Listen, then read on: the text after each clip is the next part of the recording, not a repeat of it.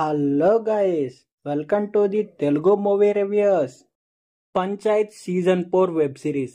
Panchayat season 4 web series ఎలా ఉందో ఇప్పుడు చూద్దాం రండి. ఈ వెబ్ సిరీస్ మొత్తం 8 ఎపిసోడ్లు ఉన్నాయి. ఈ Panchayat web series Amazon prime OTT హిందీలో స్ట్రీమ్ అవుతుంది. ఈ వెబ్ సిరీస్ యొక్క బేసిక్ స్టోరీ పాయింట్ ఏంటంటే, పులేరా అనే ఒక గ్రామంలో ఎలక్షన్స్ వస్తాయి. అయితే ఆ ఎలక్షన్లో రెండు వేరు ఫ్యామిలీకి సంబంధించిన వాళ్ళు ఆ ఎలక్షన్లో పాల్గొంటారు.